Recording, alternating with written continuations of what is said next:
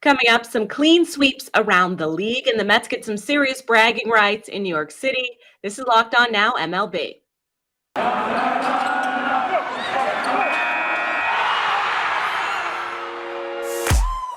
The biggest games, the best performances, expert analysis. You are Locked On Now.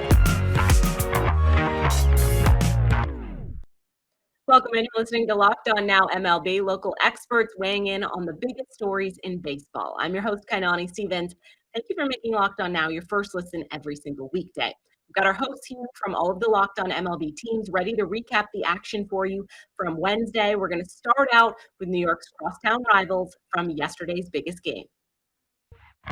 The biggest game. The Mets finished off a 3-game sweep of the Subway Series with a walk-off win against the Yankees Wednesday night. Locked On Yankees and Locked On Mets recap a thrilling finish at Citi Field. This is Stacey Gotsulias of Locked On Yankees, and the Yankees lost 3-2 to the Mets, but who cares? They got Andrew Benintendi for 3 pitchers. The Yankees are sending left-hander TJ Sikkema, right-hander Chandler Champlain, and right-hander Beck Way to the Royals for Andrew Benintendi, who says he intendies to get the vaccine. I'm excited. The Yankees are making a move. This is great. They need to make more, but hey, they need to shore up the outfield, and Benintendi was someone who was linked to the Yankees, and people were expecting him to come to the Yankees. Now he is. As for the 3 guys that they sent to the Royals, Way is a fastball artist, according to our Lindsey Crosby of Locked On MLB Prospects. He needs to work on control and command, but he seems to be the star of this package, so the Royals are getting a pretty good pitcher there. Champlain is more of a scout darling. His stats aren't that good, but he competes and he has a deep arsenal. He has a fastball, slider, cutter, curveball, and then Sikkema is an injured pitcher, or he's injured a lot. So he was kind of the add-on there for this package. So, hey, Yankees get Andrew Benintendi, but they lose to the Mets. What are you going to do? We'll have everything you need to know about this on the next Locked On Yankees. So please tune in. The New York Mets swept the Subway Series, and they did it in walk-off fashion. This is Ryan Finkelstein, the host of Locked On Mets. And boy, was Max Scherzer dominant in this game. Through 7 innings, the Mets had a 2-0 lead. Looked like they were going to cruise to the victory. Then, David Peterson coming out of the bullpen might not be a good fit for him. The starting pitcher has not fared well in his first couple relief appearances. Ends up giving up a big home run that tied the game. But Seth Lugo, who maybe should have been pitching in that spot, was able to come in and shut the door and keep the Yankees off the board. And then the Mets, in that final inning, were able to get the victory thanks to that walk-off by Marte. On the show tomorrow, we'll be talking about the Subway Series, where these 2 teams stand right now as some of the best in baseball, maybe gearing up for a Subway World Series. We'll talk about it on tomorrow's Locked On Mets. A AAA call-up pays dividends for LA as they shut out the Royals 4-0. Locked On Angels breaks down how exactly they got it done. For the second day in a row, the Angels shut out the Kansas City Royals. I can't remember the last time they've done that 2 days in a row, let alone win 2 games in a row. What's going on, everybody? It's John from Locked On Angels. The Halos take this one 6-0 off a pitching performance from Jansen Junk, who went a career-high 5 innings and got a career-high 8 strikeouts. So that was great to see. He just got recalled from AAA, and he made a great spot start today for the Halos. In fact, over the last 4 games, Angels starting pitchers have pitched 20 innings and have only given up 1 earned run. And that was between the Braves and the Royals. The same couldn't be said about the bullpen. That's why we lost to the Royals in the first game. But all that to say, the Halos did very, very well. 6-0. We saw some RBIs from Brandon Marsh and Phil Gosselin and some great defense from Magniera Sierra. And so we are just excited to head back to Anaheim and take on the Rangers this weekend with Shohei Ohtani on the mound. But it feels good to take this series 2-1, especially after that first game where it just seemed like a disaster. The Halos did great on Wednesday, and Mike and I are going to break it all down for you on Locked On Angels on YouTube or wherever you get your podcasts, where it's your team every day. Coming up, some bonus baseball in Baltimore, and the Giants' struggles continue. This is Locked On Now MLB. Today's edition of Locked On Now is brought to you by Built Bar. They're the best tasting protein bars on the market. They are made with 100% real chocolate, and they come in dozens of different flavors, including their newest one, Cookie Dough Chunk Puffs. It's made with that 100% real chocolate, but also the protein infused marshmallow. And while it is delicious and it tastes like chocolate, it's good for you too. It's high in protein, but low in sugar, low in calories, and low in fat. Head over to built.com. You can use our promo code LOCKED15. It gets you 15% off of your order. Just put in LOCKED15 to get you 15% off of your order at built.com. Welcome back to Locked On Now MLB. I'm Kainani Stevens. Thank you for making Locked On Now your first listen every single weekday. We've got our local experts ready to weigh in as we continue our look around the league. Let's go around the league. The Mariners made it look pretty easy against the Rangers as the M's complete their 3-game sweep. Locked On Rangers goes over all the unique ways that Texas has found to lose games. The Rangers did something different for a change. After getting worked in the first 2 games, very close losses, 1-run losses, the Rangers buckled down in the final game of this series, and they lost by 2. Not a 1-run game, so I'm less mad about it for some stupid reason.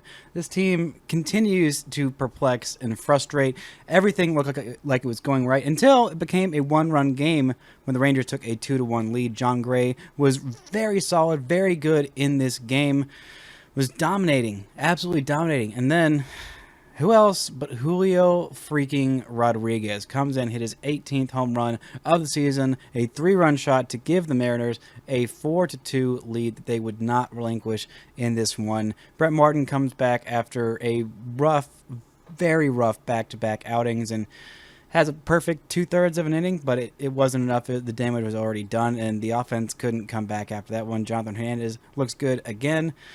Nobody had multiple hits in this one.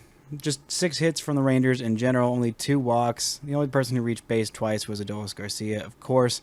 Charlie Culberson had an extra base hit, which is noteworthy because he hasn't had a whole lot of those this season. Elliot Hernandez had his 2nd extra base hit of his major league career. Jonah Heim and Nathaniel Lowe, all of whom had doubles in this one. No homers by the Texas Rangers. Rangers get swept by Seattle.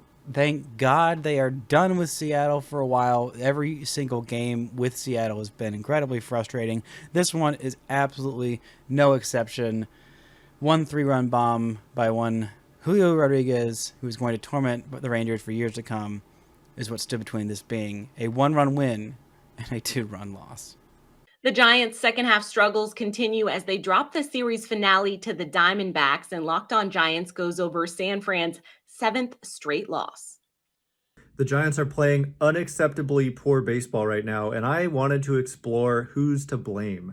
Ben Kaspick with the Locked On Giants podcast. So we just did a podcast where I went through all of the possible subjects of blame, from ownership, who possibly has been limiting spending. If we look at the fact that payroll didn't go up last year after a 107-win season, it remained at about $160 million, which is closer to average than it is to anywhere near the levels of big spending teams like the Dodgers and the Mets, who are closer to $300 million. But ultimately, I make the case that the roster is the front office's responsibility, and they thought that this was the best roster they could put together for about $165 million. And it's just simply not been good enough. And you got teams like the Arizona Diamondbacks running circles around you with youth and athleticism and speed, and the Giants have none of that. And so they're responsible. It's their job to fix it. It's not going to be easy, and the trade deadline's coming up, and I think that it's probably time to do something significant and not just kind of stand pat with what they have, because what they have is not working, and it's not particularly set up well for the future either. So all of this on today's Locked On Giants, which just came out, where it's your team every day. The Dodgers got back to their winning ways by jumping out early on the Nationals and never looking back yesterday. Locked On Dodgers has more on how LA avoided the sweep. Well, personally, I thought that game was better. What's up, guys? It's Jeff from Locked On Dodgers. Dodgers beat the Nationals 7-1 to salvage the last game of the series. Still lousy to lose a series to a terrible team, but Padres lost earlier in the game, earlier in the day, blown a lead to the Tigers. And so the Dodgers lead in the division is back up to 11.5 games.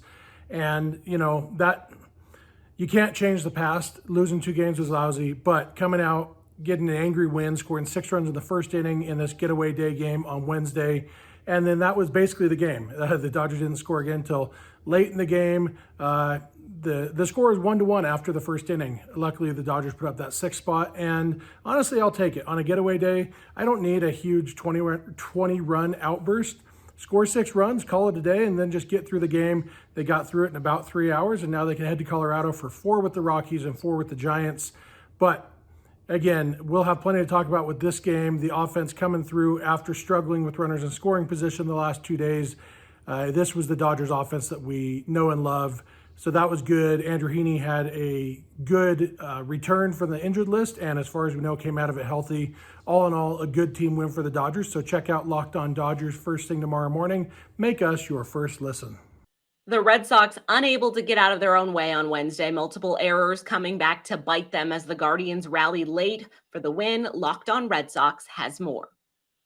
Even Bobby Dahlbeck's strongest night could not help the Red Sox win against the Guardians on Wednesday. Hey, it's Lauren from Locked On Red Sox, and even though Bobby Dahlbeck had the game of the season, sloppy play and bad offense just could not bring the Red Sox to a win at Fenway Park. They will not win the series against the Guardians. They can tie it with a win on Thursday, but Jake and I will recap everything that happened in Wednesday's game on our next episode of Locked On Red Sox. Cleveland capitalized with a home run in the top of the 9th to beat the struggling Red Sox, and Locked On Guardians goes over things from the winning side. Taking a break from my vacay to make a quick Locked On now on the Cleveland Guardians, who have now taken 2 out of 3 from the Red Sox with a chance to win the series tomorrow. Josh Naylor, big home run in the 9th to win this one for Cleveland, but it wasn't all Naylor. Everyone reached base in this game outside of Jose Ramirez and Austin Hedges, who started. You had 2 hits by Straw, 2 hits by Franmil, also had the only walk, 3 hits by Nolan Jones, and 2 hits by Ahmed Rosario. It was a group effort to come back and get the 7-6 victory. While Quantrell was not sharp, the bullpen was fantastic. Henches, De Los Santos to Clase shut it down. The offense rallied. Nolan Jones has had a great week in Boston. A lot of fun, and this is ready brag point. If you've been listening to Locked On Guardians for the past how many years? How often have I talked up this kid? How much did I say he is not the player to give up? All last year, people were ready to give up. Is Nolan Jones making a believer of you now? Maybe he should be. A stunning comeback for the Rockies in Denver got them the win over the White Sox yesterday. Locked On White Sox and Locked On Rockies have the recap from both sides. If for some reason you wanted to compile a list of the most disappointing losses for the Chicago White Sox this 2022 season, Wednesday's 6-5 loss to the Colorado Rockies would be right there at the top of the list. Anemic offense. Sox once again could not hit a home run in Coors Field, and Kendall Graveman, pitching in back-to-back games, imploded in the 9th inning. Sox ended up splitting with the Rockies. They have an off day on Thursday and then head to the south side of Chicago as they welcome the Oakland A's for a 3-game series starting on Friday. Rock on Rockies fans, Paul Holden here from the Locked On Rockies podcast. Well, it could have been worse. The Rockies definitely had an opportunity to lose that game, but instead, some late heroics from Elias Diaz, who continues to have a wonderful, wonderful stretch. He was a player that we said on this very podcast that needed to step up and do more. And what has he done even before that podcast posted? He's gone out and been a really good, solid contributor on offense for the Rockies and leading into a win for the Rockies today as they split the series with the Chicago White Sox. The White Sox definitely looking for that 2-game sweep if they could have gotten it, but instead the Rockies, they could have swept this one. They couldn't get out of their own way yesterday, but in today's game they battle back. They get themselves in a nice situation. A huge first inning helps there as well, and the Rockies go on for a nice 6-5 win. What is Tony La Russa doing? People are going to continue to ask that question, and we'll be breaking it all down right here on Locked On Rockies. That's all for today on Locked On Now MLB. Thank you for making Locked On Now your first listen every single weekday. Make sure you go check out Locked On MLB and your team's Locked On podcast. I'm Kainani Stevens. This has been Locked On Now.